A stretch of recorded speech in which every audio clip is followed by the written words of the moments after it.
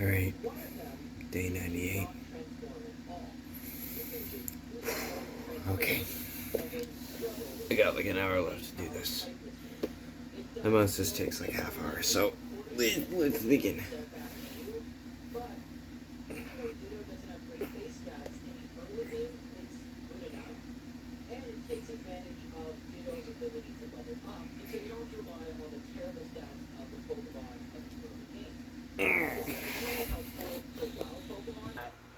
Alright, so I'm also thinking I'm going to incorporate sit-ups along doing push-ups.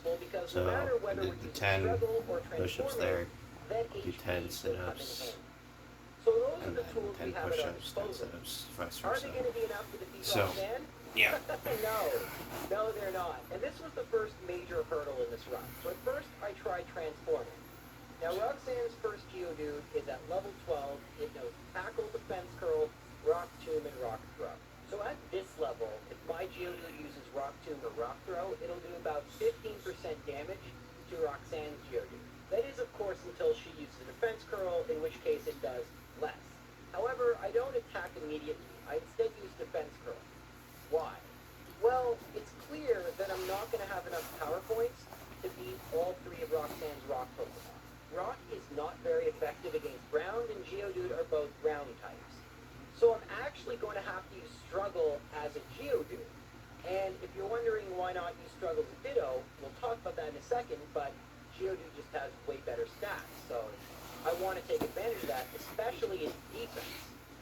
But how many defense curls to use, when to attack, I haven't figured that out yet, and I actually made very good progress in this battle. I was able to knock out both of Roxanne's Geodude.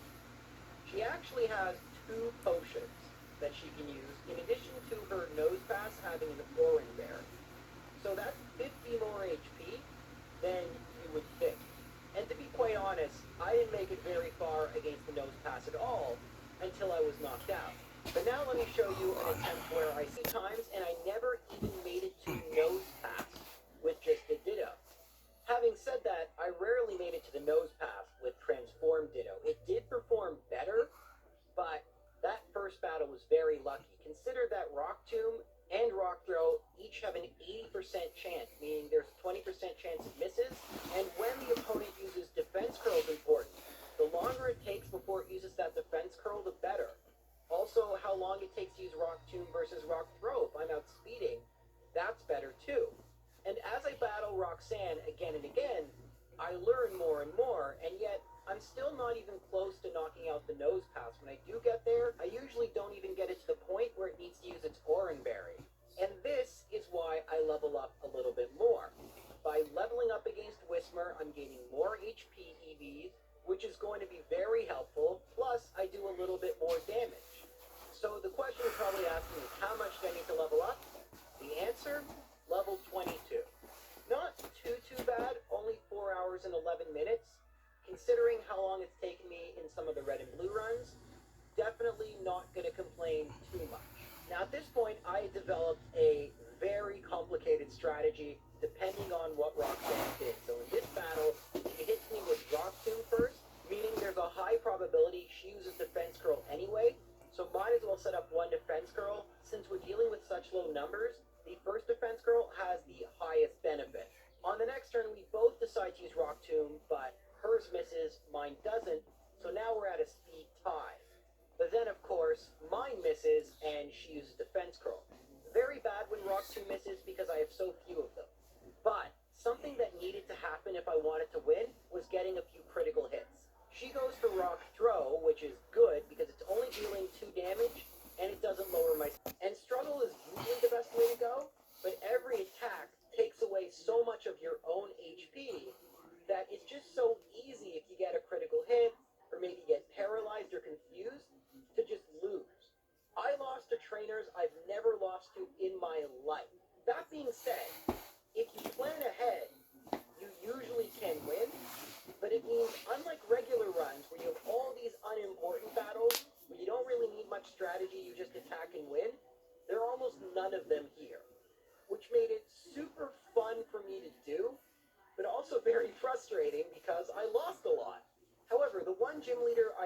lost a single time to, and yes, that was a record, is Brawly. Now, because I only faced him twice, I don't have a ton of insight other than to say his battle isn't that bad. I used Transform and transformed into Machop. Machop has pretty good stats and attacks, especially Bulk Up, and what I did was use 2 Bulk Ups. Unfortunately, Machop kept using Seismic Toss, which just deals damage equal to its level, meaning my defensive Bulk Ups weren't helping. But even when it used Bulk Up, without getting a critical hit, it only took 2 Karate Chops, which are now Fighting type, to defeat Machop. Now, Meditite is a joke so long as it doesn't use Reflect, which it can. It only knows Focus Punch as an attacking move, which would deal lots of damage, but if you attack, Focus Punch doesn't work.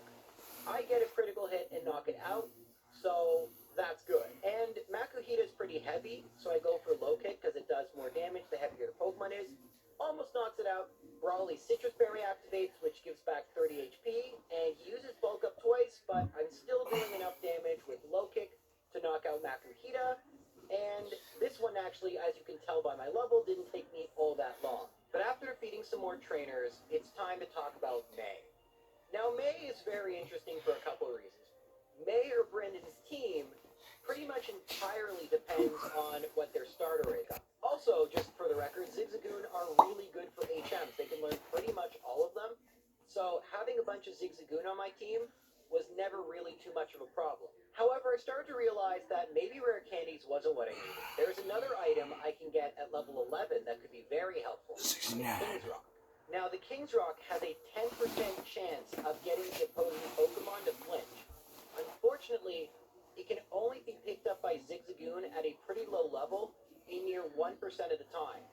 And Zigzagoon will only pick up an item after battle 10% of the time. So an individual Zigzagoon only has a 1 in 1,000 chance of getting a King's Rock, and with 5, after every battle, it's only a 1 in 200 chance.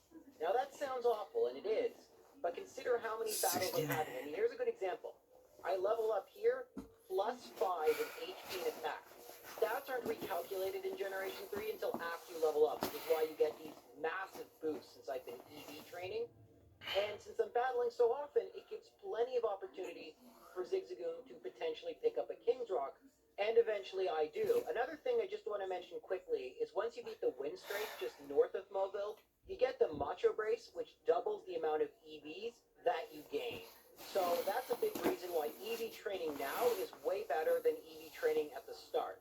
But I've EV trained, I'm at level 40. I equipped the King's Rock. Surely I will beat Watson here. Yeah, no. Because in addition to Thunder Wave, Magneton knows Supersonic, I hit myself in Confusion twice, and yeah, awesome. But then I battled Watson again. The Voltorb struggle almost knocks it out, but it survives on just a little bit of health, so Watson uses the Super Potion here, which is pretty good. I'm able to knock out the Voltorb on the next turn. The same thing happens with the Electrike minus the Super Potion, and it barely does any damage. Now, the Magneton, and I just didn't have enough HP for camera in this battle. I mean, I get a critical hit against the Mighty Anna, that's pretty lucky. Zubat, it's a 2-hit KO as well, even with the Super Potion, because it doesn't quite get it back to full HP, so that was pretty good. I'm still not at great health for Camerupt, but it uses Focus Energy turn 1, doesn't get a crit turn 2, and I'm able to knock it out with, again, almost no HP remaining. And this was my 5th attempt at this battle with the White Herb. I told you guys I wasn't hyping this up. Thankfully, unlike Maxie, Flannery isn't as bad, but she's still pretty annoying. It took me multiple attempts, but that's just because of the random nature of the Pokemon we transform into, Numel. Now, Numel has a pretty decent moveset. It has Overheat, Body Slam, and Magnitude. Sunny Day I don't care about. Magnitude can deal different damage depending on randomness. And we don't always need it to do the very most, but sometimes it can deal a little too much or a little too little damage that will cause me to lose the battle. This happened 5 times previously. But here's how I'd like to see things. So for the first Numel, I get hit with Overheat. That's not ideal. But since I already transformed, it's not very effective. And then I get Magnitude 8, but with Magnitude 8, it's a 1-hit KO, and that's a good thing. Now, I realized that I could run out of Magnitudes, so I use Overheat against Slugma. It doesn't knock it out. It misses with Smog, which was probably the best case scenario. And then I use Takedown to knock it out. So it's looking good, but we have the toughest Pokemon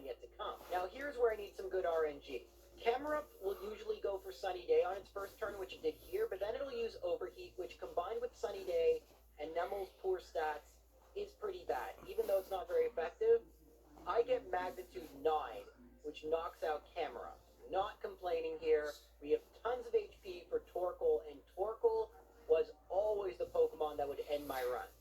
Don't forget, Sunday is already up. It has Overheat and a White Herb of its own. That's See you how tomorrow White Herb is for usually day used. 99. I get a magnitude 6, which is